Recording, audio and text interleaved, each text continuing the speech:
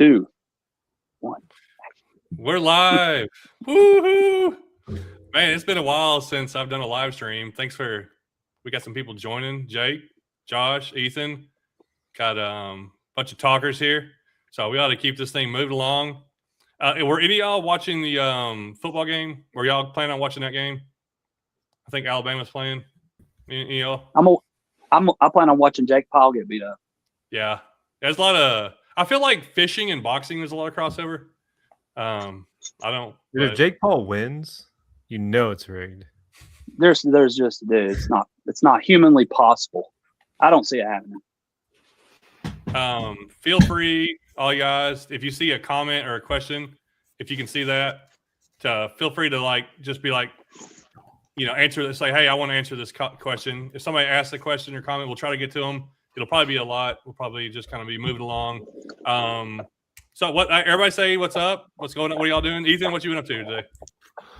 Man, I just been working. I'll be honest with you. I'm kind of tired, so I'm looking to you guys to kind of pick me up a little bit here and wake me up. Hopefully with some electric fish stories, some big fish pictures, and after a couple of those things, I think I'll be awake. So I need help.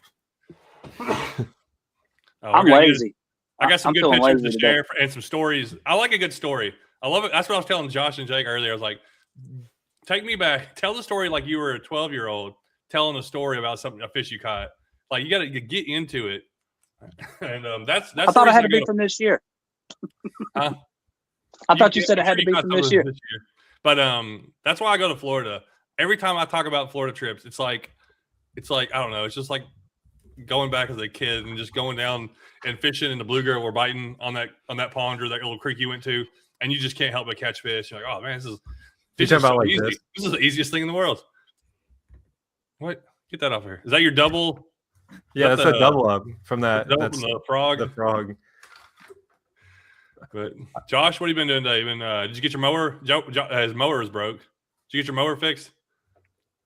Yeah, we fixed it. Yep. Okay. So that just means I got to get him to go to work tomorrow, though. So, but it is fixed, though. It's fixed. Jake, you do anything hard today? You fish any? No, it was really cold here today, but it's supposed to get real warm the next 5 or 6 days. So I'm gonna make it. I'm gonna do that. It's supposed to be nearly 80 degrees on Christmas. I almost feel like I should go fishing on Christmas. Get a Christmas. It's gonna be. Let's see. Oh wow, what day is Christmas? So Friday. Thursday. Oh, so it's gonna be 64 degrees here. Oh, it's gonna be warmer here than there. That's low crazy. of 53. Yeah, I wasn't planning on fishing much this week, but after this weekend, I might actually have to get out and do some. I really want to hit the river and do some river stuff this year. Before, but it's supposed to be in the 60s on Christmas here. There's not a better time to fish the river than winter. It is the easiest time of the year to fish it if you're with the right people. To me, it's especially on a warm front. If it's been cold and then there's a little bit of a warm trend, that's like the perfect time. It's like those fish kind of get back alive for a little bit. Dude, they'll go so shallow. They'll go you'll see fish sitting in a foot of water in the winter because our river will go from 37 degrees up to 45 in 12 hours if it's warm. It's anybody caught any redfish this year? No. None of those in Michigan. Yeah. I caught a big drum. Does that count? Same thing, right? Ethan, anything froze up your way? I mean, everything froze, but then it rained the last few days and it was a little bit warmer. So it's kind of melted it, not to the point where you can go fishing, but to the point where you can't walk on it. So I'm hoping for cold weather, but unfortunately, I think it's going to be right in the low 30s to 40 over the next week. So it's just going to kind of put a damper on everything for me. We'll see. All right, don't steal my video idea. That's my title. It's going to be, it was a Christmas miracle, and I'm going to fish on Christmas Day. Christmas, that's it's going viral for sure. Hey, what? Go ahead, Josh. Isn't next Friday the day after Christmas? Yeah. Let's float the river, John. Just saying. It's going to be in the 60s. It's going to be nice. Yeah, that sounds like a really good idea. I think Maybe the I fishing can will be a lot better floating instead of like I did. Maybe And I'll we'll get go my up. new kayak rigged up by then. Try it out. Just saying. Well, I'm gonna work on it. Hey, thanks for listening, watching, whatever y'all are doing. Whoever is watching, however you're watching, if you're watching on a phone or your TV, computer, whatever it is. We're just gonna talk a little bit. Nothing crazy, but I kind of don't want to reflect back on this year of like some of the trips we got to go on, some memorable things from this year. So that's what we're gonna try to talk. And if you have a memorable comment, go ahead and comment that. But a memorable something that happened this year that's like I got a lure I want to talk about. That this lure was like a big lure. Well, I got two lures sort of. I got a couple fishing trips. I kind of want to recap real quick, like catches. And I was trying to find one of them, and I can't find it. But you know what we should have done? We should have all had like little clips of a video. Like I have one catch that's we'll get to it later. It's too late. We'll do next one. We'll do better next time. Don't worry.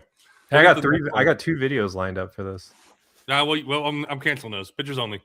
Wait, all right. Before we get into it, because this is what me and Ethan are curious about. Any of y'all get any new species this year? And I got two new species in Florida. So I caught my first ever snakehead. Caught it on a minnow under a bridge. It wasn't very big, and I thought it was a bowfin at first. I was like, "Wait, is that a snakehead?"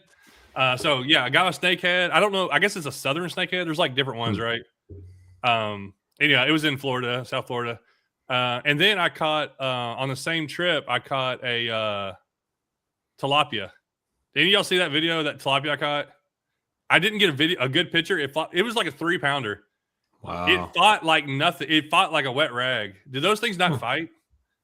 It was I hooked it. It was heavy. And it just like swam slowly over. And I barely get it off the bank. But yeah, tilapia. I don't know if there's different types of tilapias. Like tilapia and a snakehead for sure. I can't remember anything else. Anybody get anything? I almost caught one. I've never caught a muskie. So I did that one trip with you. So, I mean, we saw more muskie probably than most people see in their whole entire life on that one trip. We may need to try to do that again before it gets like too warm. But you did it, didn't you? Yeah, I caught Recently? one. I caught one with North Georgia Fisherman and Eric ATIP Outdoors, and it was I was trying to find the video of that or the picture because I caught it on a Whopper Plopper 105 while I'm standing up on a kayak. It was amazing. It was kadoosh. It was like the perfect catch. That little place is awesome. Any other new species? Yeah, I got a skipjack. Some sort of carp sucker. Man, I caught so many new species this year. It's gonna be a long list. Swanee bass. Man, what was the other one? I'll have to think about it because I know there's more. There's I caught a lot of little fish this year that were brand new, in the river. Like a lot of things that you don't normally catch around here. I caught a darter that was on a little jighead minnow type thing. I caught that in the winter. How big was the darter? Isn't it 3 inches? Well, we get the ones in the Ozarks that are they have a pretty big mouth. And the darter was just it was sitting on the bottom. And I guess he picked it up and somehow got hooked on the outside. He couldn't fit the whole lure in his mouth. So, purists will say it doesn't count, but I'm going to count it. So, hey, it's so cool. Sometimes you snag a fish and you're and it's something different. You're like, what is this? I caught what was the lure? I didn't snag it. I caught it. It was a buffalo during a buffalo run this spring. And dude, buffalo it was in pure spawning muscle. spring mode. The texture doesn't feel like a fish. It is so weird feeling. It's grippy. It's rubbery. Their scales or whatever. That was definitely that's so fun when you catch something different and you're when you go to Florida, that's what I do. You're does this thing have teeth? Can this thing hurt me? What does this thing do? You're every fish is different. It's an exciting experience to catch something new, but you're also I don't know if I'm handling this right. And I don't want to either poke myself or get bit or whatever. I didn't really have a ton this year. I mean, with just less fishing trips overall this year, I would say it was there's less big highlights. But I think one of the weirder fish was really honestly John when I was throwing that little megabass thing with you. And then the shiners were just coming out and eating that little jerkbait type lure. I'm why are shiners chasing this karashi, but the bass won't eat it? I don't know. Other than that, I mean, I caught my first Michigan bullhead, which took way too long in the first place. It wasn't my first bullhead, but it was my first Michigan bullhead. It's just kind of random and out of the blue. So I got to get back to it next year and get out and try to catch new species. But quite honestly, I feel like I've covered so many of the Michigan species that I guess the things left is like steelhead and muskie. So I guess I got to put that on my list. Jake, Mountaineer Fishing West Virginia 72 caught a yellow perch. Jake hasn't caught a yellow perch, so I told him if he comes with me, I guarantee I can get you on a yellow perch. I'm trying to get him to come out here. I caught a few yellow perch this year. I want to catch a yellow perch and a log perch. And apparently we have white perch in the Illinois River here. That's what they say. I've never caught one. I've never white perch kind of looks like a white bass on in a way. I've never caught a white perch. Similar. Yeah. Isn't it like I caught a bunch of them here. Isn't it basically like it's like a yellow bass but white? Yeah, it's I don't know if they were in the same body of water, I don't know. I'm sure you'd be able to tell what the differences are, but they kind of look the same. But I guess they eat a lot of like fish eggs and stuff. So I feel like they're not really great to have in bodies of water where you're going for other fish because they just crush their populations. Apparently they die super easy, like while they fight is what really tells me. Yeah, they like die. They're like super like fragile. I guess they just fight so hard they just die on the spot. So what's up, Patrick? Hi, Patrick. Thanks for watching. Surprised to see him jumping on here. Good to see. I've never caught a white bass. White perch. Caught white bass. I like white bass. I've seen them. Have you ate a yellow perch, John? Have I ate yellow perch? Oh man, so good. Yeah, it's my favorite fish to eat. Like Really? I mean, I don't. We need to do that sometime. People think I hate fish, which I don't hate fish. It's just I don't prefer to eat them. But of all the fish I've eaten, yellow perch has been my favorite. Cooked up from the bank. Cook it up on the bank. Eat it. Oh yeah. So marinated. My 4-year-old, he wanted to keep fish really bad quite a while, like sometime earlier this year. And so I was like, all right, whatever, we'll catch some perch. So we ended up catching, it was at like this little lake where I knew I could catch perch. And I even caught like a little juvenile bass. And it was just, there's such an overpopulation of bass in there. I'm like, whatever, we'll keep a bass too. So we kept a bass and a couple perch. And I kind of forgot they were in my freezer. And my son like randomly thought of it. And it was like 7 a.m. I'm like, he's like, when are we going to eat those? I'm like, let's have them for breakfast. So I cooked them up, fried them up. So good. I'm like, man, I really do need to keep yellow perch more often. And I honestly just went ice fishing the other day before it got sketchy, and I caught a bunch of them, and I should have kept them because they are very, very good. You got to try them if you haven't. Yeah. I ate some crappie about 2 or 3 weeks ago, maybe 3 weeks ago or so. Awesome. Went out. We were actually bass fishing, and I was using the 4 faces of sonar, and I was like, that's got to be crappie. First time I've ever done it, and found a bunch of crappie, and I ended up bringing about 6 or 7 home. That's when I actually ran into Rudd out there on his bass boat. He was actually crappie fishing too. So go get you some bluegrass bugs. They catch everything. yeah, I've got about 7 packs. If some people don't know, so Ethan is the one that makes the bluegrass bug. So me and him partnered to make that, to make it. He makes it. He makes it and sells it and does everything. But yeah, it's funny how that turned out because what is it? It's been a year. So this is a year coming up on when it was released. It was last January. So that I've caught so many different species on that lure. I've been totally surprised. It's just one of those things you throw and it's just like, oh wow. I caught a sauger on it this year, actually. Oh really? Oh, nice. Yeah. Like I was dragging it on the bottom and he picked it up. Yeah, it works so good. Trying to find one. I couldn't believe it.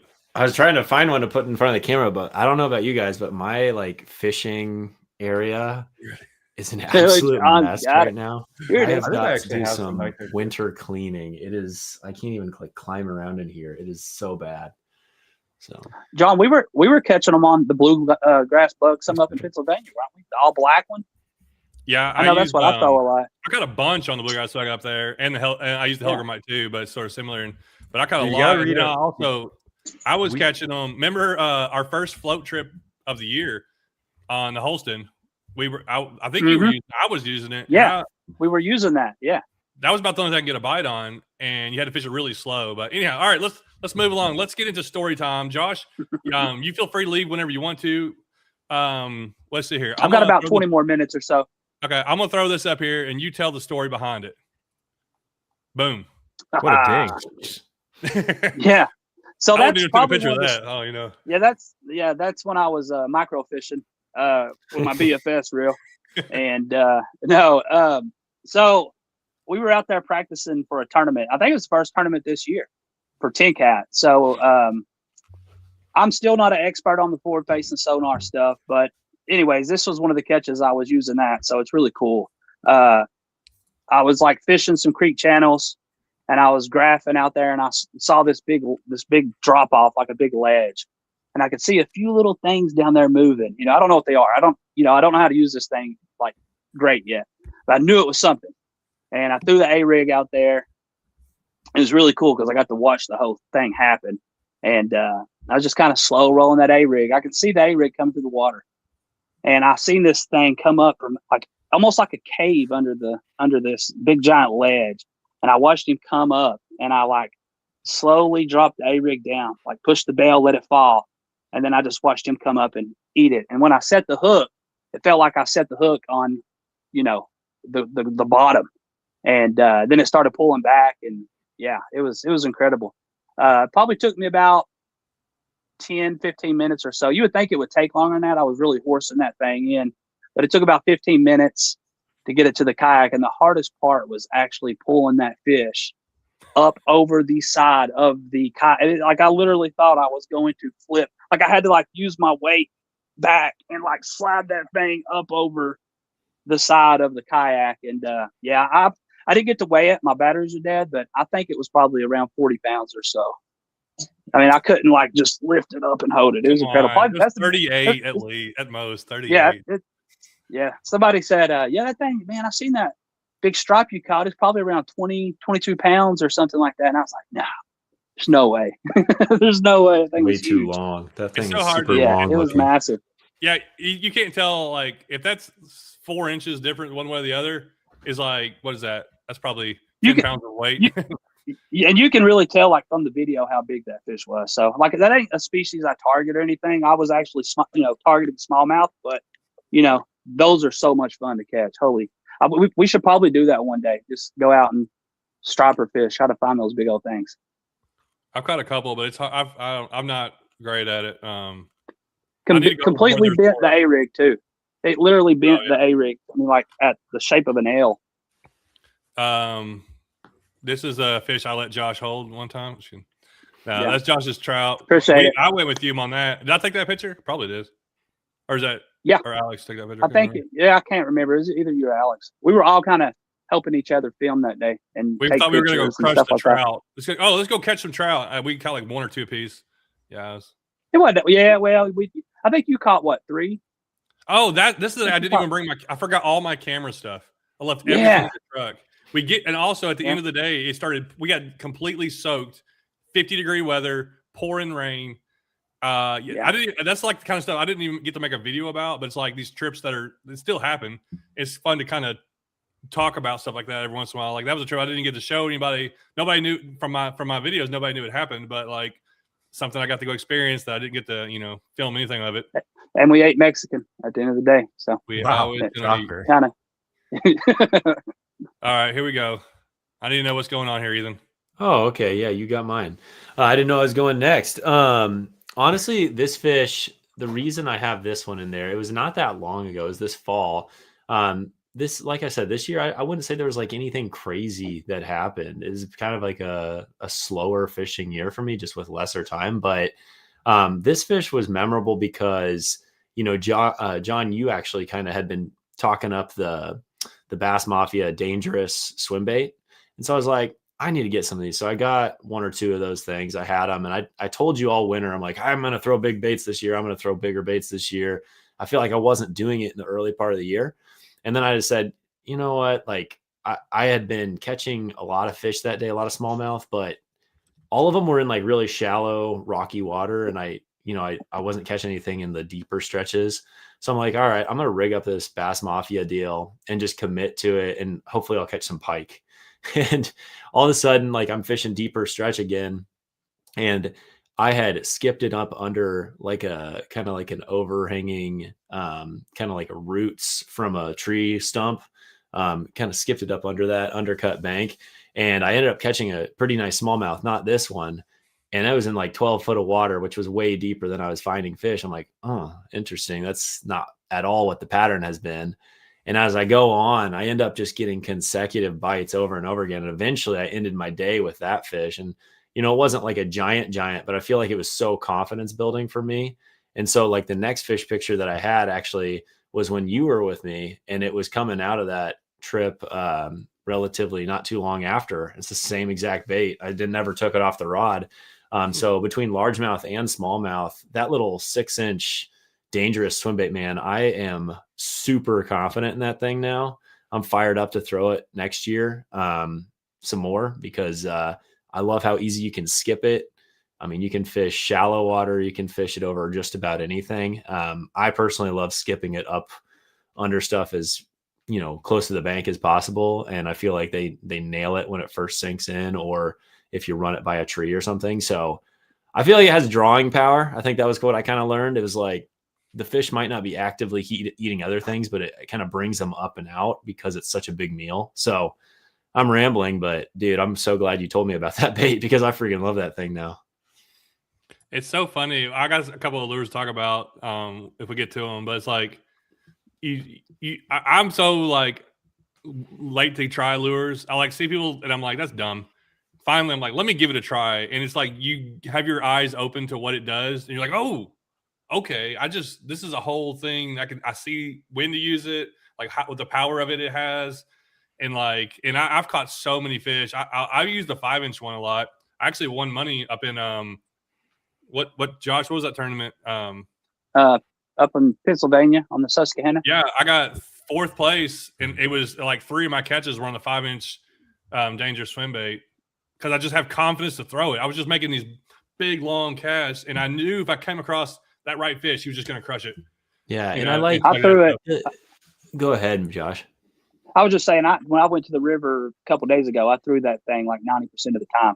I didn't catch anything on it, but I was like, that was my goal, was to literally throw that thing and just lock it in my hand. But if me and John end up fishing here the next couple of weeks, I'm gonna catch a 20 on it. I'm saying it, John. I'm saying it. I think you very well could. You very well could. Gonna happen. The I liked the mag draft before or whatever, but like I've learned I like this thing way more than a mag draft.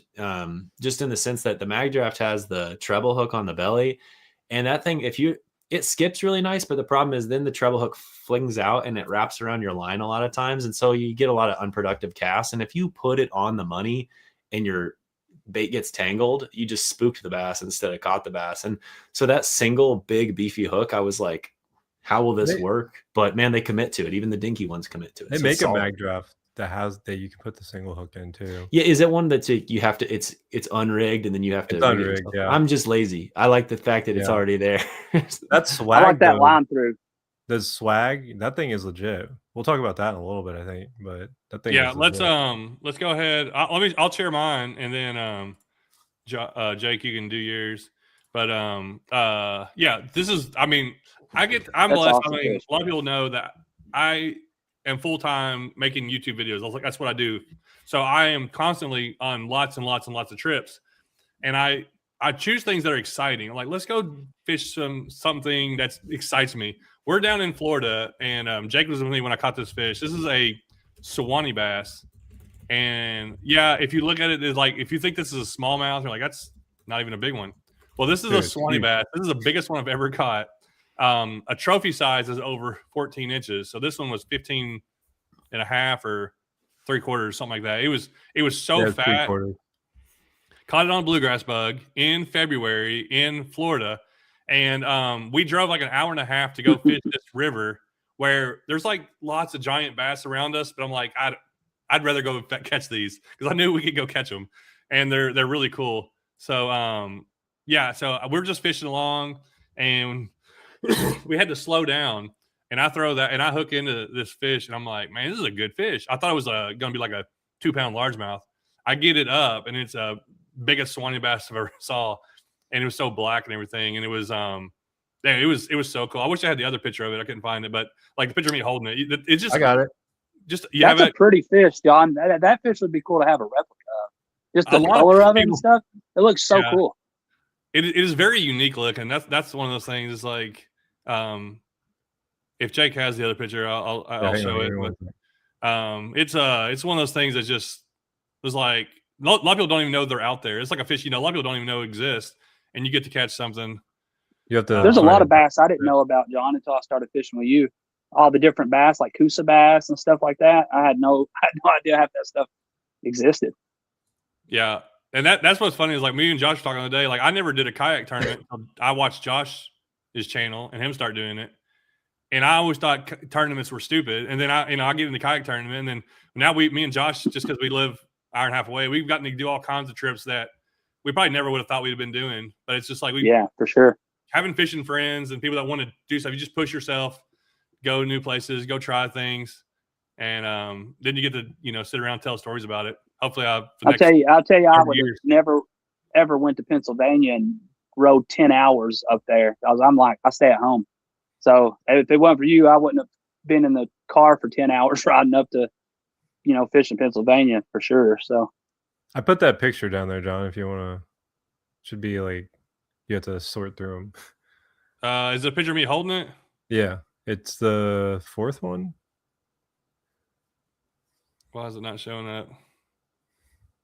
You might have to scroll down because there's so many. Oh, I see it now. I see it. Yeah.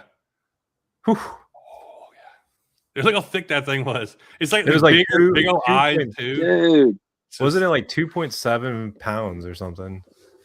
Did we weigh it? We did weigh it. Yeah, it was like I think we decided it was like a pound short of, or like it was like 12 ounces short of the world record or something. I don't know. yeah. it was- literally looks like it's painted black. The colors So definitely cool looking. show up nicely on that one. Like you can see on the cheek, there's a little bit of like the blue, and the belly. is You can see awesome. some. Yeah, I like how the scales like really are defined. Like you can see, Yeah. it's just All it right. is very unique looking. 3.8 pounds is the world record. I think John's was 2.78 pounds. So he was like a pound off Yeah. basically. That's Which doesn't All sound right. like a lot, but it really is. Cause I mean, that's like, It's like a third of the way, or 2/3 Yeah. of the all way. right. All right. All right, Jake. Which one we going to here? dude, I'll you let can you do pick. it if you want. Oh man. my lord! What is that thing? What did he that's a- swallow? That's a Goodness three. gracious. That's a 3.7 pound smallmouth, and it's only like it was barely even like 17 and a half. Like it was crazy. I caught that on the Bone Booyah spinnerbait in a creek. Like I guess like it pulled up in there from the main Mississippi River to spawn. And it was crazy. I caught that during a tournament. Like that was like one of my tournament fish. You kind of wish that That's you where were in, the like, a term football tournament. comes from. Yeah, I wish it was a weight tournament. Weight tournament. That thing is insane. How does it even swim? Dude, I don't know, but like I can't believe it ate a spinnerbait, and it fought so hard. And when I went to net it, I looked at it and I was like, I thought I had like a giant because all I see is this like belly, right? And I'm looking at it, I'm like, wait a second, I don't think this is very long. And I measured it, I got my picture, and then I'm like, I'm gonna weigh this. So I weighed it. It was 3.7 pounds or whatever, and I was like, holy moly, it was just like a freak. Dang. I think this is AI generated. Yeah, I got a video of it too. Not that that proves anything in today's age, but That's true. AI video. that Booyah Bone spinnerbait was like the one of the lures of like the spring and summer for me. Oh yeah. Yeah, you kind of. And then I used it again, like in the smaller version. Like that one was good too. So Yeah. You feel free to share the other ones if you want. I don't know which ones you want to do. oh, the pictures? Yeah, if you want to change them or Oh, I can't do it. I think you have Oh. to do it. Unfortunately. what is it? Wait. Oh, that's the one with Alright, John. John Swag took the video. LP, first giant, 22-inch. So that I'll just mute it so we can talk. That's a 22 and a quarter, 22 inch, 22 and a quarter, depending on how stingy you're being. I caught that on the swag though. Like if you, I caught that in a creek though. That's the crazy part. That's a We went creek. up a creek like 5 miles. And like when I hooked it, John, I was like, dude, this is a giant. I was like, I think this is like a 21 because I had just caught a 21 and a quarter like at my house, like in my river. So I was like, oh, I caught another 21. And John's like, oh, I think that's a 22. And we put it on the board. And then sure enough, but that was on that swag. You can see it there at the beginning, just on like the 5-inch version. That And was he your ate first it. Like, catch ever on it too, right? yeah. First one I'd ever caught on it. Is it a line through? Yeah. Yeah. So you can see the treble right there. You Yeah, can do that's what treble I on the was- bottom or single on top. You give you the option. Okay. Yeah, I've never comes with caught both. a yellow perch, but I'll definitely throw yellow perch color. Yeah. And this one just happened actually. So this happened at the second week of November. That's a 21-inch Ozark smallmouth, which is my PB. So I actually caught that going single accessing, going upriver, and I never thought I'd catch a 21. Like I went to the Susky, I went to Allegheny, I went to Upper Mississippi. I went all over the place at smallmouth fishing this year, and then I like come home at the end of the year and somehow catch a PB. Just like literally, this is like one of the closest ramps to my house, and I was surprised because like literally hadn't caught a 20 on an Ozark River all year. So then to like come and like a lot of the fishing this year was like really tough in the Ozarks because we've had a real bad water levels and stuff, and so to catch this fish was like shocking. And I caught that on a Vision 110. So I had a good fall though, because I caught that one, and then I went a couple weeks later. I went further north with a Vision 110, and I caught 98 inches of smallmouth, which I can't not make myself throw a jerkbait to save my life. I tried to. I was watching your video the other day, Jake, and you throwing that, or it was some video you were throwing a jerkbait, and I was like, gosh, I cannot make myself throw a jerkbait. I don't know what it is. Dude, it's just, I don't know. I just have so much confidence in it. I'd throw it all year if they'd eat it all year. Sometimes it's just easier to throw other stuff, like spinnerbaits and stuff. Yeah. But Mm-hmm. I mean, that day I went out on that river, I was catching, like I was talking on the phone with John, and we were talking about just random stuff. Like I had already caught like so many fish, and then I'm just like, I'm gonna make a whole cast. Yeah. And all of a sudden I'm like, oh dude, this is a giant. I'm gonna post that clip soon because I've got it edited, like the short form. I was like, I gotta go. And I ended up catching like a 4-pounder while I'm on the phone with John, and I'm like boat flipping it in, and it's like this big old giant like tub of a fish, like just right at like 20 inches. It was crazy. I mean, it's just like fall is so good, but then like our fall was just gone. Like there was like the first 3 weeks in November were great, and that's all we got, because then it got so cold that it iced over, and it's been miserable the last few weeks. So all right, that's kind of a little recap. Some of our catches. Any other ones that you don't have pictures of that you're like, I just got to share the story of something that happened? dude, the craziest thing that happened to me wasn't any of that stuff. There was that 3 smallmouth video right there. Oh, You can show it if you want, Where's but the- I literally caught 3 Moment of smallmouth pure at the chaos, same time. capped You off can- in all right. Look, watch this. So like I catch this one on the swag, right? But there's all these fish following it, and so I'm like, I put the Booyah spinnerbait in the water. Actually, that might be the jerkbait. So I put the jerkbait in the water, and I catch the second one. I'm like, wait, the other dude is like following it still, and so I put the spinnerbait in there, and I caught all 3 smallmouth at the same time. And what's crazy Has that is ever I had happened actually- before to I'd anybody? done it 2 minutes earlier, like downstream. I had caught 2 at the same time, and I was like, well, I got to one up that. Obviously, I got to get 3. And so I don't know. It was just crazy. That's the only time I've ever got that to work. Where, I was actually worried that it was illegal, because like technically you're like possessing them, but I feel like I checked on the regulations when I got on the ramp just to make sure. So That's crazy. I don't think I've ever seen anyone do that before. Like I've seen 3 fish caught on an A rig, but like to drop a lure in, catch one, stick another lure in, catch one, and then do it again.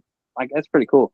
Yeah, dude, if I would have had a 4th rod, there was a bigger one following it. I did have one back there, but it was I don't remember what I had tied on. I think it was like finesse. And if I would have been able to get that quick enough, I think I could have gotten the 4th one. But I feel like at that point, you're just, running up the score. I mean, nobody's gonna believe you on 4. It's like 3 is like stretching it. You're like, I can't catch 4. No, it's like. Dude, I'm saying just you glad I fall. had it on That's like- video. Could That's you good imagine on if I'm you. like, oh yeah, I tripled up, guys? They're like, no, you didn't. Having the rods ready though, like that would be because those fish when they're chasing behind and they're like kind of Dude, I'm always ready. You have to I'm be always ready. quick. Like I because like I used to, when I tournament fished in like college and stuff, it would be common, right? You reeling one in, oh, there's one behind it, flip in there real quick, and you try to catch it, and sometimes you do, sometimes you don't, but like you have to be fast. So the fact that you did that twice in a row is wild. Yeah. In a kayak is extraordinary. Dude, the first time I did it with the 2, I caught 2, and they were actually like, I probably should have showed that video, because the one where I doubled up, where I did the same thing, I did the jerk bait and the spinner bait, those ones were quality fish. Like these were, just like 14s, and I think one of them was like 15, so like not very big, but the other ones were like a 16 and like a 17. But the fact that I got it the first time, I was like, okay, there's no way this is ever going to happen again, right? But those fish were just so aggressive, it's insane. Because that same trip, I was throwing the swag and I had it like blow up on it, and I was like, oh, maybe he'll eat it again. So I throw it back in there and he like slaps at it, and I'm like, I just start figure eighting the swag, right? Like right next to the kayak, and this big old giant like 19-incher comes out of this pack of dinks and just crushes it, and I caught him. So like I don't know what was going on that day, but those fish were just on they were just on another level. They were just fired up to like I've never seen them. I got the greatest double up ever. My first ever double up. No, maybe my second. I've got 3 in my life. It was on a teeny R crankbait. I got a smallmouth bass and a red breast sunfish. That's actually kind of funny. Who's gonna get that combo? It was in a little creek too. I threw it in there, then bam, they just hit it. I was like, dude, that is amazing. I've doubled up one time ever in a tournament, a kayak tournament. I caught a 20-inch smallmouth and an 18.5 or 18.25 on a crankbait. Yeah, on a crankbait. Jeez. Yep. It was like almost 40 inches for 2 fish. It's crazy. I'm actually really surprised that John didn't show the fish he caught that he broke off on, because I was there when he did that, and that was like one of the craziest things I saw this year. He kept throwing in at this fish, and he snapped off on it was the swag I had given him. So I had just given it to him. He like breaks off on this fish, and he's like, oh dude, it was a big one or something, right? He throws the bluegrass bug in there, catches a fish, and we're looking at it. I was like, dude, that's the same fish, and it's got the swag hook in its mouth, right? Oof. From where he broke off, and it's like it's like a 15 maybe. It's a little one. Right. And the thing hit my lure like 4 times, bam, bam, bam, and then finally it breaks off. And the hook on that lure, the hook kind of will pull out. It's kind of like the dangerous, and so I throw the bluegrass bug in there, and it's like a 13-inch largemouth. I'm like, that can't be the fish. I look down there, the hook is down in its mouth. I'm like, well, that was the fish. I don't know. That's why, like, when people are like, oh, I ain't gonna bite again, I was like, dude, he just broke off on a fish. It's got a hook in its mouth, and it's still ate. Yeah. My top catch that are memorable, like visual catch from the year was the muskie fishing with Lou and Eric. And I caught on a Whopper Plopper 105. We're going down this little skinny river. Lou had already caught like 2 little muskies, or like, average like 30-something inch. And I'm just fishing, and there's like a shade line. Like it's in the middle of the river, but there's like this little shade line. I throw out, kadoosh. It's like the greatest topwater hit. And I'm like, oh, it's a giant. And it's pulling me all over. It may have been 40 inches, probably 38, 40 inch. It was pretty nice. It was pretty cool. Like, I was just one. It was like I had a bunch of other guys. Everybody's like hyped up about it. So that also made it fun. But that was definitely one of the coolest, like. And then you dropped it. Hits. Huh? I picked it up to get a video, and it slides out in my hands really quick. They're feisty, man. They're hard to hold. It's like a snake. Once it's like it started, wiggling. I always like, tell what do I people, do? like, I didn't want to like hug it. Catching muskie is fun. Handling muskie is not fun. It's like that's like the worst part. After you catch like so many like 35s, like cookie cutter 35s, you're like, oh, really? I don't want another one. Because Josh ain't caught one, so don't say that to him. Josh. I know. That's what I've seen. I was about to say that, and I've seen John catch a handful of them. We went to Virginia with Drew that time, and you catch a giant muskie. Yeah, I don't know. I think I caught more this year than I've ever caught. Because I think I caught 13 muskie this year or something like that. What's a lure? Let's go to lures, because I got a couple more trips I could talk about, but I'm gonna show you this lure. before Jake shows it. Bam. Hey, I gave him these just for the record. The lure that changed all lures. This I've caught so many fish. This is the Z-Man. Is this the right one? The Micromax? Is that the BFS one? Yeah. Yeah, okay. They have a million different names. But this is the Z-Man Micromax BFS chatterbait. And I don't know how many fish I've caught on it. And I only got it. When did you give me those? Jake gave me one. We were at a tournament. He's like, here's a new lure. I'm like, oh, that's awesome. We were on the phone. I texted you. I was like, hey, do you want some of these? And you're like, yes. And so I brought them. I think, I give them to you in Pennsylvania? Ohio, maybe. No, it was Ohio because you used them. You'd already used them when you got to Pennsylvania, I think. So. Oh yeah, that's right. But I've been throwing a lot of BFS this year. Definitely been a BFS year for me.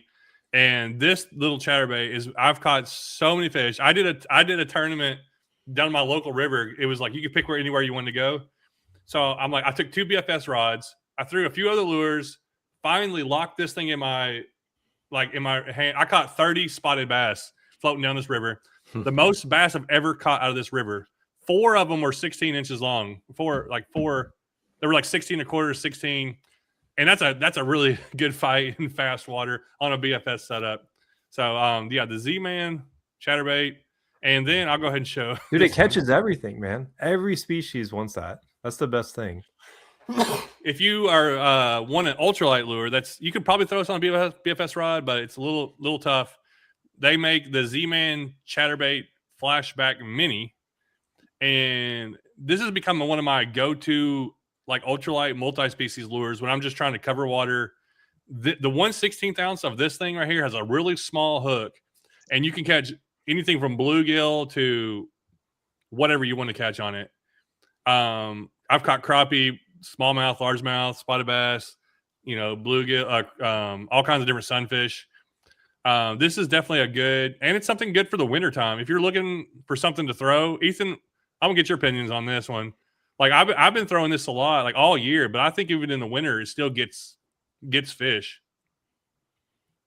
Yeah, I would definitely think so. I mean, it depends on probably what your water temperatures are, but in your area, I don't see why that would be a problem at all. In my area, I would just unfortunately skip it across the ice, but I think in the early spring here, I'm sure I'd catch a ton of fish on it. I think the crappie, early spring crappie, when they're kind of starting to get a little more aggressive and feed up before the spawn, I have a feeling that's a lot of fun to fish with that right there. If you can get into yellow bass when they're schooling, like or like they're running or white bass, that's what I caught a lot on this spring, because you could just it doesn't move very fast. It's not like a lot of times chatterbait is kind of it's going pretty quick. This one kind of hovers at a good slow pace from what I've used. But anyhow, that's my 2 lures, recommendations and things that I've been using a lot more this year that I feel more confident, like just using them at all the times. I know some of y'all have already talked about some lures. Are there any other lures or anything that maybe a new rod and reel that you kind of this year or something you've learned it and started using it more? That Kestrel was really surprising to me, actually. I know John's got it too. The Kestrel combo with that. I got it back there somewhere, actually.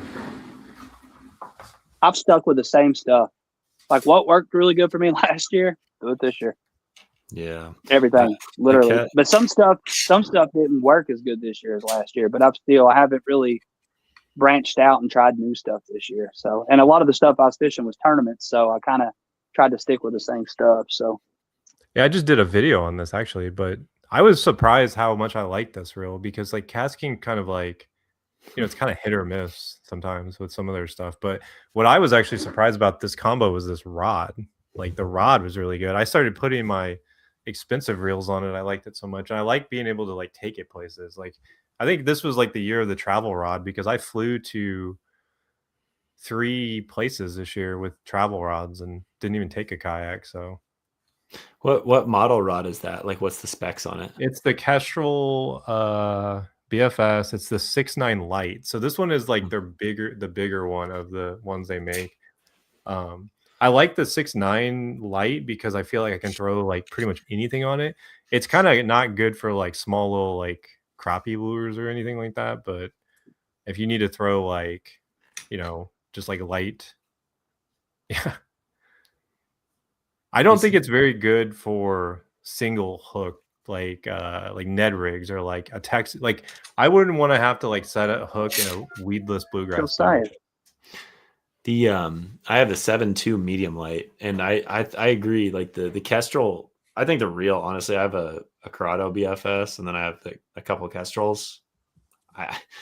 I don't know. I can't speak to longevity, maybe, but like, yeah, I feel literally what I said in that video. I was like, yeah, they feel compared to the Corrado. I'm like, man, do I really want? I could buy 2 of these at the price of the Corrado. It's like, this is a great reel. Yeah. I feel John, like the next time has upped their stuff. You know, like I think like they originally were kind of like lower quality, cheaply made Chinese. You know, but now it's like they've leveled up. They're a lot better now, I think. Next time we fish, John, you need to let me use one of your BFS rods and reels. I've never even used one. Never threw one. All of you guys are using them. I've seen a lot of other people using them. I need to just see if I like it. I'm gonna come down there. We're gonna do a BFS only trip. That's all you can use. You can't cheat. It's got to be, your lure has to be under 5/16 of an ounce. Like that's the cutoff. Dude, y'all need to do it. Y'all need to do it. You take a tournament and you're like, you know what? I'm taking 3 BFS rods. It's so that's what I did. I've done like one, and then another tournament. I basically used it. If I do any winter fishing, I probably will just do that because you could throw like a little underspin or a little chatterbait or a little crankbait, little minnow, and yeah, to me, I feel like it's gonna help me catch like a big one. I'm gonna be throwing a little lure, and also I'm just gonna hook in like a 4-pounder. Dude, I caught a giant. I caught a 5-pound largemouth, like my first trip ever with BFS. And I was like, oh, yeah, it's on. It's good. And I have never caught one that big since, but that's what got me hooked. I want to give it a go. I need to, Josh, I'll bring up one and just have you throw it. But I agree, the 6.9, yeah, I stand by that. I actually have the same one. I have it's a 3-piece rod. And I never liked like multiple-piece rods. I always just never thought high of them. But I put that on, and it's like – that 6.9 can do everything. You can throw a chatterbait, you can throw a little spinnerbait. I've fished like a Ned rig with it. That with like 10-pound braid and like, you know, just put like an 8-pound leader line if you want to use that. You can throw basically everything. And yeah, the Kestrel reel and rod. Now I got some of it for free. I have bought some, so I've paid money and I've got them for free. But like it's worth the money so far. Like I haven't seen a downside of it yet. And for the price, it's been really good. So I think I've seen you spend really good for that Micro Max that he was just talking about. I threw that like almost exclusively on this combo. Like for creek wading, man, you could just take this and wade a creek, and you could throw whatever you want on it because you could throw like a small topwater, a spinnerbait, like you could pretty much do whatever. Yeah. What was it you bought at the fishing show this year, John? I know it was BFS. Was it a Corrado? I'll sell it to somebody. No? I got the I think it's a Daiwa BFS reel. Oh yeah, that's what it was. It's like $220. Oh yeah, you showed me that one. And I haven't used it. Remember that. I've used it a couple times, and then it's like I got it sitting over there. I need to sell it to somebody. Might want to buy it. But it's like I have 3 of the Kestrels. I like my Corrado, and I have a another one. What is it? I have a Abu Garcia, the Revo X BFS one. Dude, the Corrado though, like I like that reel. I've had it for like 5 years at this point, right? Like it's been out a while. I just feel like it feels so heavy compared to all these other ones I have because it's like 6.5 ounces, whereas this one's like 4 something. So it's weird to use like a heavy reel when you're BFSing.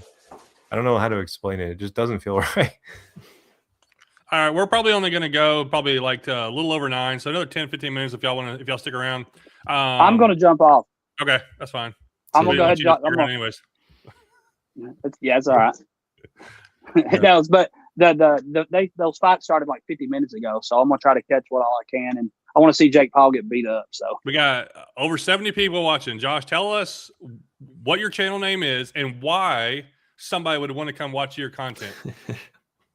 Well, if they're watching it because I fish with John a lot, so you guys can come over and watch John through a different perspective. Yeah. No, Bass and Beer is my channel. And, you know, I do a lot of river fishing. I don't do a lot of creek fishing and stuff like BFS, you know, ultralight fishing like John does, but I do a lot of river fishing, a lot of creek fishing as well. And usually if you see me on a creek somewhere, I'm probably with John.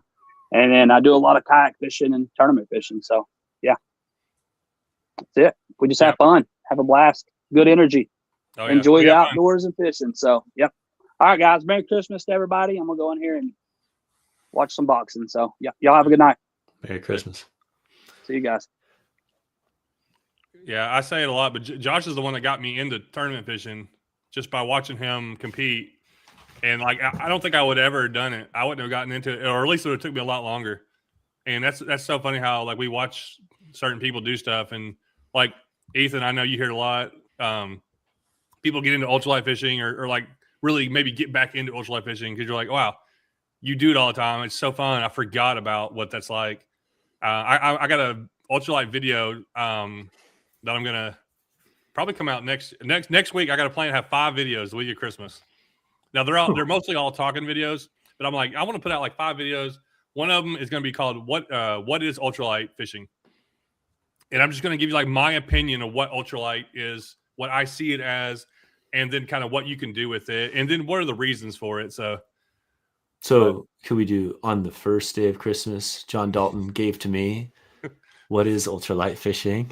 I'm gonna make a song about your channel. Hey, ditch your family and come watch this ultralight video.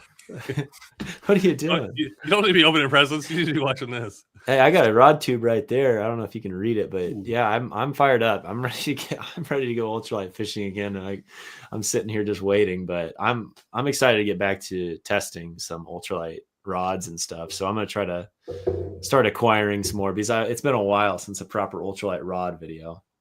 So that's gonna happen.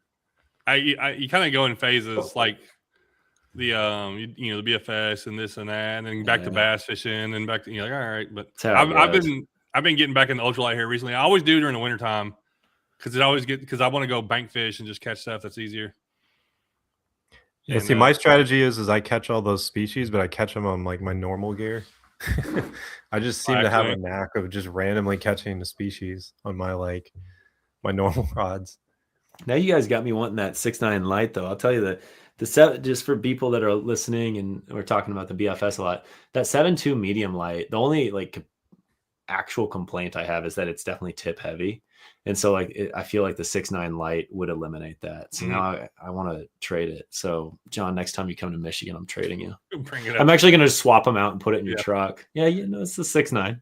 All right. Well, yeah, everyone kind of like when I did that video yesterday, I actually got some comments where when people were like, "Oh, that rod's not good," like you just got it for free and blah blah blah. And I was like, "Well, I technically didn't get the rod for free, but I like legitimately like it. I wouldn't put my Conquest BFS on it if I didn't like it. That's like a $500 reel. It's like that thing's so cool looking. Oh my gosh! Like I actually imported it from Japan. I think I got it back here too. Did you get it from like Digitaka or something? Yeah, but I mean, I just like this is like one of those reels that I can just sit there and like look at all day. It's just so pretty. And I did a whole video. I've actually never posted. This might be my next one where me and John floated a creek, and this is all I used like all day. Like I mean, I did use my spinning rod a little bit, but I think I caught all my fish on the Conquest, and a spinner and like a little finesse spinnerbait. That was all I needed. And I just ran straight braid. Somebody asked that in the comments, like, what do I run on my BFS? This is just literally like 8-pound braid. And depending on the scenario, I won't even tie a leader. If it's a moving bait, I don't worry about a leader. Now, if I'm throwing like a Ned rig, I definitely would throw a leader. But do you have a specific braid you like? This one is, man, which one is this? I got a specific BFS braid, and I can't remember what it's called. Some Veravos or something. I had a question about that because I have 2 Kestrels. Like I have 3, but 2 of them both have 10-pound braid. Both have different braid, and one of them keeps getting backlash. It's that smoother braid. Yeah, I need to replace. I don't like it. I feel like I can't cast hard. It wants to just catch. It's because like you. Good. The lighter the braid, the easier it is for it to dig in, right? So like when you get the really like the best type of BFS braid. Now I'm sure someone's gonna be like, no, it's not right. Is it needs to be a little bit stiff, right? Because you're not trying to get like these, like you want that lure to like pull out, right? Like you want it to be a little bit stiffer because it just keeps it from like you get a better cast, because you don't need that like smoothness like you need coming off a spinning reel. So a lot of the BFS lines are a little bit like stiffer. Now I'm not Good to talking know. like crazy stuff, but the one I have on here is X Braid X8 Finesse Okay. braid. Okay, I have some X braid on a spinning reel, and it is okay. So that's good. I'm glad you just told me that, because I really like the super smooth braids for my ultralight, like Right, so like which you Phoenix should. Phoenix Iron Feather 5 Yeah. pound top tier. Like I don't know if you can get better. But then it's like I got the X braid, and I'm like, this is solid. Like it's solid, but it is a little rougher feeling. But now that you say that, it's like coming off a casting reel, that might be a better thing. So I don't good know to how know. well you can see that. You see how it kind of seems like it kind of just Stiffer. like stays put, right? Yeah, Like yeah, a little bit it's a little stiffer. more It's not like wiry. Yeah. it doesn't feel like stiff, but it's hard to explain. Like when you're tying a polymer knot, it stays in place really well. It's just Yeah. something about the way it comes off the spool. Well, it's a spectrum too, because you got like Power Pro or like Suffix 832, and they're like pretty rough. Like that's probably too much. But what you've got is somewhere in the middle. I picked this up. I was gonna try. I've never tried the Hydra 8X, but it's a Phoenix braid, and it's I've never tried their braid. That's interesting. I'm telling you that if you want something for a spinning reel, that Iron Feather is so good. It's just they never have it in stock because I feel like they've got some kind of supplier issue or something. But I'll let you know. I'll let you know how this works. I was planning on rigging it up this fall, but I never did. So that'll be a springtime. I definitely think you could run mono. Like I definitely think 100%. mono, like 5 pound, 6 pound, 7 pound mono is totally fine. I run straight 6 pound fluoro on at least one or two, and I think it's totally fine. Now, I think it depends on what you like to throw and stuff. I mean, if you're throwing a lot of top waters and stuff, you might prefer to have the braid just because it'll just give you better action. Yeah, mono and works all that. fine, and I've caught a ton of fish on mono. One of my best videos ever, I was using the Zephyr, and I had trouble with it. Like I kept having problems with it, but I caught so many fish that day, and I was throwing like 6 pound mono. Braid is just a thing that it's more sensitive. I feel like you can do more with it, especially when I'm throwing a little chatterbait or spinnerbait. I'm just getting a better hook set when I'm already using a more limber rod. So like when I my traditional spinnerbait setup, I use fluorocarbon because my rod's heavier and I want to have just a little bit of give. So it just all depends on what you're trying to do. And braid's just it's just good for a lot of things. Casts really well. That's most people use it for spinning rods. And now BFS seems to be kind of just easier to go to. You can kind of do everything with it. Throw topwater, throw. I like the hook spinnerbait. penetration aspect though, because like braid, having the 8 pound braid with that lighter rod, you definitely get like really good hookups. And it's funny, I've actually broke braid quite a bit this year. John was with me that one time. Remember I broke off and I was like hand lining it in. But yeah, it definitely can get like some it can get some abrasion on there, and then if it'll cut a strand or something, like if you hit a zebra mussel or something like that. So pros and cons, man. I could talk about line all day, but I feel like we'll just wear out the last 10 minutes and people will be bored out of their minds. I'll say, because I was just thinking about it today, is like, so for me, what I've been finding is going for the BFS is just going to more coarse braid rather than a smooth braid. Spinning setups, I'm going to go more smooth of a braid than of course, and it just helps for the abrasion resistance, and I think it also helps with casting. But anyhow, all right, well, let's we can finish up here. Appreciate y'all coming on, and I know you could be doing anything else, anything. You could be sleeping right now, Ethan. I mean, now you got me curious about that football game. I don't like Alabama. I don't like anyone in the SEC. Sorry to everyone that's watching. That's probably all SEC fans, but I don't like all the SEC schools, so hopefully they both lose. Well, right now, who are they playing? I didn't know Oklahoma, isn't it? Oh yeah, it's a rematch because that's for the. Oh yeah. my gosh! Yeah, okay, yeah, it's pretty lopsided right this second. Oh, I didn't Second expect quarter. that. oh, wow, that would be shocking if that's the way it ended, or if that's how that team wins. But anyhow, yeah, I appreciate a lot of people watching on here. If you can see it, so me and Ethan have a podcast channel where I also throw other podcasts on there every once in a while. It's called the Whatever's Biting podcast channel, and I don't know if you can see it through what y'all are watching it or not.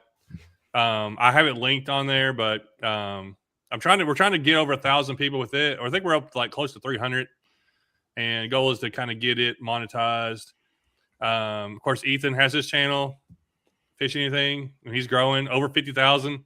Wait, what are you at now? Do you know? I'm just shy of 50,000. You're- I got. I was just Get talking Ethan to to 50,000. Come on, right now, tonight. I appreciate that. I mean, hey, whatever. If you like my videos, click subscribe. If you're not interested, don't click subscribe. Yeah. That's all good. No, I was talking to my wife earlier. I was like, I really need to do a better job of just making more time to like fish this spring, because time has just been, I'm not complaining. Like, I'm so happy, but like time has just been hard to come by. It's just like, I need to be more diligent about taking days off work, literally just to go fishing. And like, I forget to do it. And like, that's what I need to do is I need to take off Fridays and just fish. Fishing Fridays. That's my thing in 2026. Fishing Fridays. Let's go. Just take a day off. Ethan's a good example to like priorities. Like I always talk about him and certain things, and because a lot of people are like, dude, why doesn't Ethan just go all in? Like, he's got a growing channel, he gets good views, and everybody's goals are different. Like me, when I hit like 20-something thousand subscribers, I was making like $2,000 a month, and I'm single, got a cheap house payment, no car payment. I was 32, 33. And I'm like, dude, I'm quitting and doing this. It's like, I have no responsibilities, and like, I didn't care. He's in another area. He's got kids. He's got a different job. So, and he still makes that time and effort to put out videos. So everybody's in different situations and has different goals in life. So, you know, if Ethan was just doing all his time making videos, that wouldn't be very good for his family and everything. So I appreciate you saying that, man. yeah, people ask, and everybody's different. Not everybody has the same goals and same things they're doing in life. And then Jake's kind of in between. He's like, I feel like since I've known you, you've kind of done a bunch of different things. Yeah, I wear too many hats some days. Yeah, The Kayak Adventure Series keeps me busy in the summer, and it's hard to like keep up with like YouTube. Like, I've been really churning out stuff now that the lakes are frozen, because like I struggle from what John always tells me not to do this, but I struggle from like just wanting to go fishing, and just like I always forget, like, oh yeah, I gotta tell this camera behind me to like what I'm doing. It's like that's what I struggle with, and like just getting stuff done, because like editing takes up a lot of time, especially like I have a high like expectation when I edit something, because I've been editing video for like 16 years. Like that's what I used to do before whatever I am now. So got to get AI to do it for me. But that requires learning AI, like learning how to. I don't think you can do it yet. I feel like at some point it's like, hey, like watch all my old videos, and then here's footage. Make it kind of like that, and then it'll screw it up, and I'll like look crazy, and everyone will unsubscribe. So yeah, I don't know, man. Make my videos like Creek Fishing Adventure. Ooh, they're onto something there. Yeah, copy. Pretend that you're John Instant Dalton from millionaire. Creek Fishing Adventures. Turn this footage into a Creek Fishing Adventure. I'm famous. Yeah, and a lot of people like I want to end this. Or we'll end here. I want to talk about. I got a goal, so I want to make a video. I got a goal. When I hit 200,000 subscribers, I'm going to California. Wow. I don't know how I'm going to do it. I don't know if I'm driving, shock. flying, walking, but that's He's a flying goal. with just this rod. I'm He's like, begging his way to California. please subscribe so I can go to California. But no, like, and I'll give a little behind the scenes. Like I struggle with like, how's my month doing? How's this week doing? How's this video doing? Like every video is important. Like I'm constantly having to make videos. Now I feel like I have slowed down this year. I feel like I've kind of, I didn't grind as hard this year. as where I'm coming up on 10 years of doing this. So it's like, I feel like this has consumed my life as far as work. Now I still make time for church, family, friends. I still try to do other things. Even Jake, even when we go fishing, like when I go on these trips, I'm not like, you know me, I'm the most relaxed one there, and like trying not to just let it control and consume everything I do. But at the same time, I'm always thinking about making videos. I got to, getting content, getting this. And it's not like I can just kick back and do nothing. I still have to keep doing that. I would like to get to that next level where I'm like, if I want to take a month off, I can. If I take a feel like month off YouTube right is now, I'm harder. like barely YouTube's making a lot anything. harder than it used to be. Because remember the people, the old YouTubers, they'd be like, yeah, I'm doing a video every day, and it would just be like, oh yeah, I'm getting ready in my garage to go fishing, and that was all it was. And I was like, I actually was thinking, like, could you still do that? Could you make a video every day that's like 7 to 10 minutes long and just What's going on? Dude, did you hear me go, oh, I'm getting old, dude. I like sprung up so quick. Yeah, my leg locked up. Yeah, I agree. Like it used to be like the daily vlog stuff. Yeah, like there was less like, I people wanna on do that YouTube. again. Yeah, I think you should do it. I'm not doing that crap. That's too much work. I've kind of been doing it a little bit on Instagram. Like I've been doing a lot more like personal, like talking type stuff, but I feel like that's a much different bite size. I think that's why the daily vlog style videos died on YouTube, because of like TikTok, Instagram, Facebook, and all that. Probably true. Yeah, it is weird. And that's the thing, is like people don't realize how much time we spend just at least I do. I'm watching videos constantly. I'm studying. I'm listening to people talk. I'm trying to find things. I'm trying to grow on Facebook at the same time I'm doing all this other stuff. Somebody asked about California. I have no idea. That's something I just thought of like a week ago. I've been trying to think of something. I just want something to push forward to. I need something to like, all right, I need a major goal. I'm coming up on 10 years. I'll be 40 in February. I'm trying to get that 200,000 subscriber mark. All the stuff is like pointing to this year, to where I'm like, I need to like do something different, set myself apart. Dude, let's go to the or Delta. do something I've never done before. It's like I've always wanted to go to the Delta. The California Delta is like high on my list. I don't even know if I could drive that far out there. That's such a long No, drive. you gotta fly, dude. You know what? I want to catch a smallmouth because they're in the Delta. Really? Yeah, I didn't know that, but I was reading about how there's like really small. Somewhere in California, there's Coosa bass also. They put them in California. Fun. Well, you need to go for the spotted bass up in the very northern part of California, and more like Oregon and California. Fun fact: I lived in California for 1 year after college when I first went out and got a job, and I have fished the Delta a few times. And what was really weird as a Kansas boy originally, going to California, throwing my Feel Free lure 11.5 and paddling a long freaking ways up these like backwaters and stuff. And I was catching some fish or whatever, flipping docks, caught some like decent bass, like 2 or 3 pounders, whatever, nothing big. Anyways, I get to like the back of this like kind of canal area, and I'm like, saw something like splashing. I'm like, what the heck was that? It's a freaking sea lion. Like, what is that? What is this? This is not Kansas. Get the heck away from me. That is a very large animal. I don't want that to get near my kayak.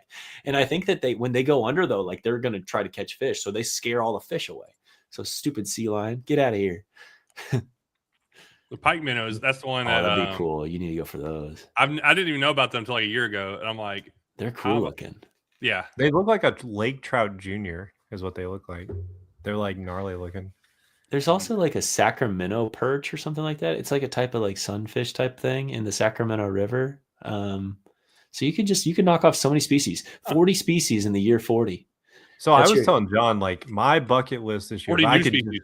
do anything I wanted, I want to go to like Colorado or like, just like these open lands where they have like the cutthroat that live in like this much water. Yeah, those tiny little ditches. Yeah. Little ditches. And I want to take like my tiniest BFS rod, and I just want to catch them. I don't even know that you could catch them on BFS because you almost have to have a fly, because they're so tiny. But I think that's so cool. And those guys that go out there and catch cutthroats in the middle of nowhere, it just blows my mind they even live there, like in Montana and Colorado. Well, I've got a fly fishing guide college roommate. That's one of my best friends. He's out in Wyoming. So he does that stuff. He is very talented. So I can hook you up with him, and you can go catch fish with him. And he's a photographer too, so he could get some cool pictures of you. Me and Ethan, you're invited, but me and Jake got a trip planned. I guess I can go ahead and say it. I try to say things like just give people. Sometimes like whoever's watching, they're like, oh, I kind of want to hear what y'all are trying to do. So my goal is to go to Reelfoot Lake. I've never been to Reelfoot Lake.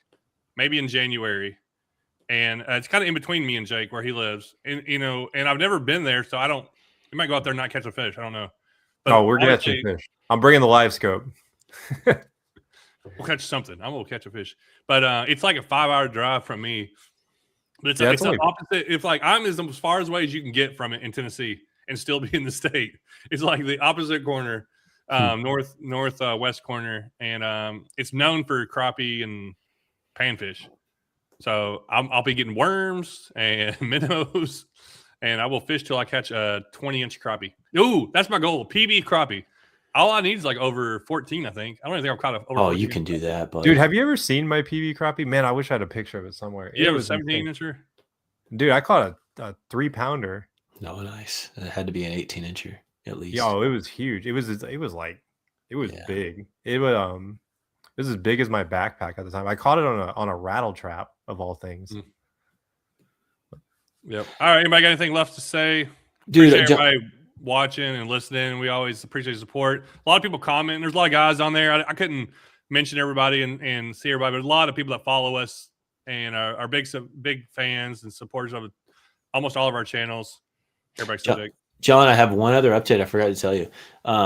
So I've always drove like a company vehicle or whatever, and that is going away. Uh-oh. So I got to buy a truck, dude. So Yeah. so I'll be joining the truck gang. I mean, I'm gonna have to spend a bunch of money, which sucks, but like that's okay. So I guess for all of you that are watching that or listening that are watching my videos, you got to let me know what kind of truck should I get. I'm not buying anything brand new, so don't go overboard here, fellas. But help me out because I don't know what I'm doing. Yeah, but that'll make it easier for you to get your kayak out. You can just take it out and throw yes. it out. So much less effort. Yeah. And when you visit next time, we'll be able to do proper floats. Oh, we're doing a float. My man. Dude, John's got a trailer now, though. You can just hook your trailer up to it. He's got everything. I love. I'm gonna do a review on the trailer, but I just I took the trailer up to Pennsylvania and back. It was fine, but if I could get away with not pulling a trailer, I'm not taking a trailer. So, any of y'all got any videos that people want to expect to see coming out? Dude, I go got watch my videos coming out BFS this week, video. so It talks all about this rod.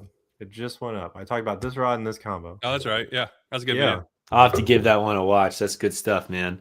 I tried to keep it super simple, and I feel like the BFS purists didn't like that. But I mean, The sometimes BFS like, purists are not who you're trying to entertain here. exactly, and like Here's how you throw a 164,000 jig on a BFS. No. You can't throw 130 seconds Yeah. out. It ain't a BFS. You throw it one on guy flight. sent me like this real long message. Like I guess it got posted in some group, and he's like, "Your knowledge." He starts the message with, "Your knowledge of BFS is very limited." ... And then it was like this huge thing. I was like, "What is?" Delete. Go make your own video. Go make your own video. I do not You wanna be read someone when else. they write me this much. I'm sorry. I try to read every comment. I try to, but like if you're reading, I can't read the novel if you're going to tell me I'm an idiot. Like I just Dude, can't I'm do so it. easygoing too. If someone messages me, I always read it and try to respond. I was just like, I can't do it. Like it was too condescending, and it was love just that. like BFS to me is just fun, and I'm not out there trying to throw. And I said it like 10 times in a video about I'm not trying to throw Bobby Garlands. Yeah, I remember you saying that. And that's a good point to make. That's I'm not trying to do it. Yeah. Can you do it? Sure, but like that's not what I'm doing. Like I bass finesse, not bait finesse for me. Like I just want to throw like 1/4 ounce like bass lures basically is what I throw. So Dude, You know what- Jake, do you ever throw the Kitech mono spin jig?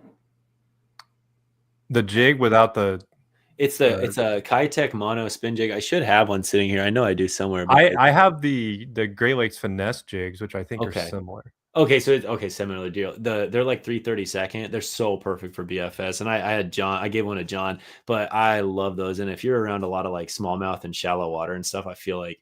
But if the Great Lakes finesse one is just the same. But anyways, that is my favorite BFS thing. Oh, I know which one you're talking about actually. yeah. I It's a know little which one you're smaller talking about. than Yeah, Great yeah, I Lakes, think it's just a smaller little than what I'm bit, talking but I could probably send you a couple if you want. and then I'll give you some of the burrow bugs with them, and you can try that out because I think you would like them. Yeah. Oh yeah. That's a Yeah, good, send me that's- DM me and I'll send you a couple. All right. Yeah, it's that time of year, man. Like those little bitty things. That's all I throw right now. You're talking about comments. I want to mention every time I go to Florida. So I got like one more Florida video. I get 10 comments. Hey, you're not allowed to throw that back.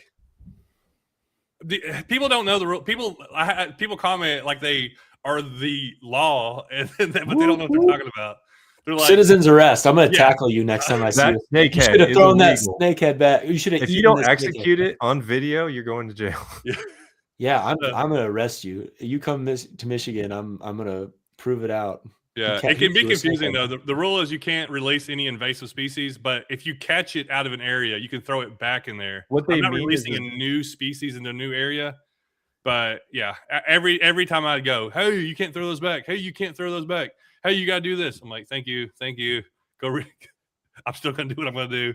But anyhow, it's not like people don't realize how much time we spend looking up like things, the right like rules and just how to do things and stuff. Like I don't usually flippantly do stuff. It's like I want to know. I don't want to incriminate myself on camera. Like I want to make sure. Dude, I'm like doing when I right. caught those 3 smallmouth, I was like, oh no, I didn't make sure that you can possess 3 because like obviously I wasn't possessing them. And like I don't think I would have gotten in trouble, but like there's gonna be someone out there who's like, well, technically you had 3 in your boat at the same time. Oh yeah. And they weren't over 20 inches. But anyhow. All right, anybody got anything less to say? Jake, tell us a little bit about your channel. Give a little recap. Yeah, mine's IL Yakin with 2 Ks. I think I have it in my name right there, but I just do a mix of obviously kayak stuff. I like high-end gear too.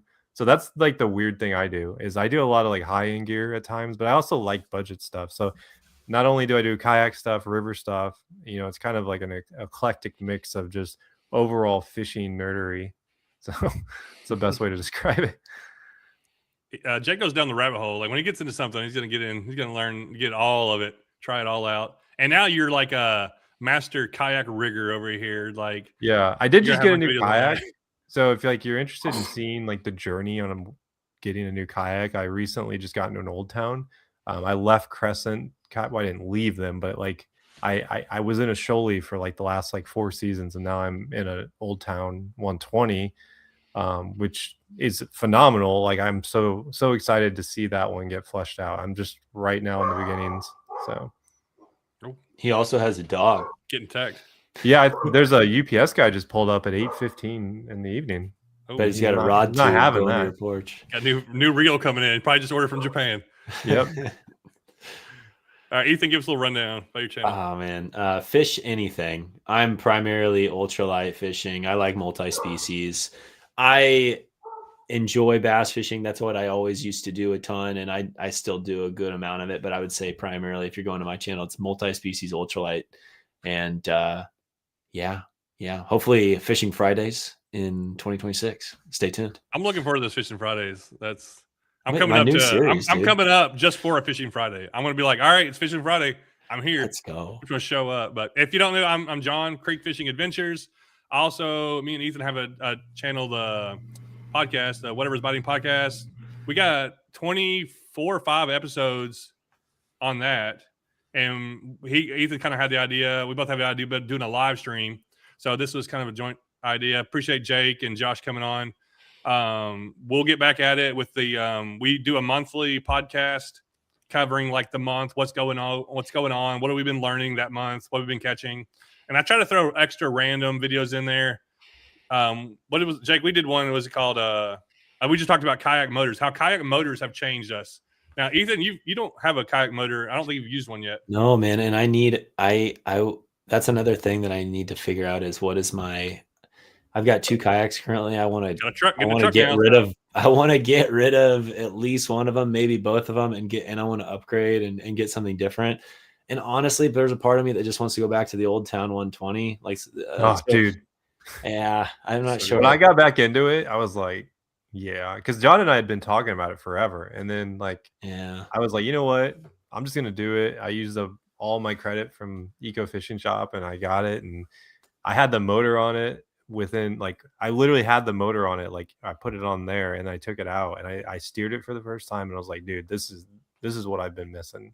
Because I'm tall. Ethan's in a pedal drive. Are you in the 10? Do you still have the 106 right now? I have the 106. I had a 120 Yeah. Sportsman 120 before, and I switched down to 106. And now, like, just with circumstances changing and me getting a truck, it's like, I think I might as well get a bigger kayak again. And anywho, I got a lot of stuff to figure out. If you guys want to come help, with all of these things I got to figure out, maybe you could come put a shed in my backyard. That would be helpful.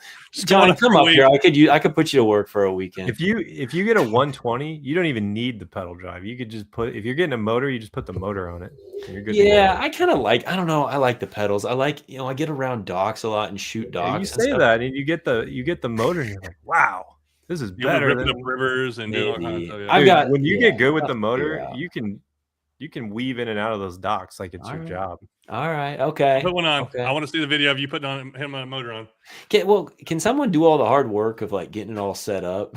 Oh, dude, it was so easy to put it on the 120. So easy. The easiest install I've ever done. Okay. All right. I'll have to watch your videos. You've sold me. The hardest part was putting the hatch in. And all that you got to do is literally just a rudimentary 4-inch circle. And I put a 4-inch hatch in the back, ran the steering through there. Put the mount. He's got a pedal drive. He don't even have to do that. He's already got it. Yeah, the pedal drive, you just buy that mount. Yeah. And you put it on there. Okay. Yeah. I put one on the gotta do it. 106 back in 2021. I was like one of the first people to do it. 2026. Motor will be on. There's so Fishing Things much. kayak. I got Somebody lost. sponsor that. Somebody send him a motor. I know somebody's. I already watching. got your title. This changes everything. Yeah. The classic. All I right. appreciate y'all being on here. Thanks everybody for watching again and listening. And I'm probably gonna go watch some football or do something like that. See ya. Peace.